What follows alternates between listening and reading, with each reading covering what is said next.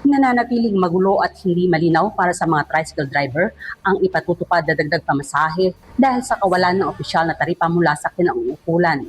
Ayon kay Gregorio Gotam Jr., Vice President ng kanilang TODA, wala pa silang natatanggap na formal na gabay kaya nagkakaiba-iba ang paniningil sa mga pasahero.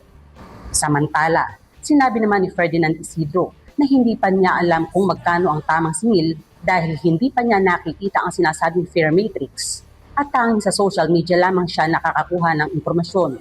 Hindi ko pa ho alam kung magkano ho yung dapat pong singilin eh. Hindi ko pa po nakikita yung sinasabi nilang taripa po. Wala pa po kasi pagka po yun, obligado po, ididikit po siguro dito sa loob ng motor. Sa kasalukuyan, pabago-bago ang bayad ng mga pasahero na umaabot mula 40 pesos hanggang 60 pesos na nagdudulot ng kalituhan sa parehong driver at commuter.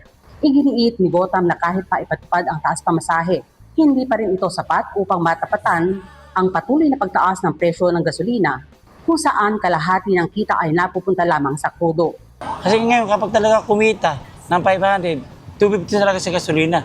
Talagang hati sa ngayon. Dagdag pa rito, nababawasan ang kanilang pasahero dahil sa mas pinipili ng ilan ang mas murang biyahe sa jeep. Napakahirap po.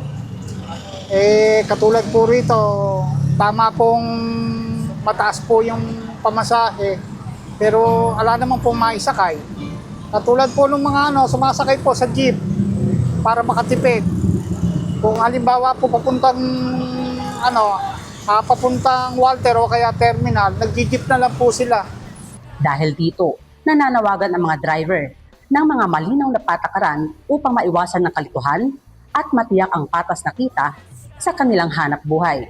Kasama si Ejel Marbuanlag at Jeff Gonzalez. Elsa Navallo para sa Balitang Unang Sigaw.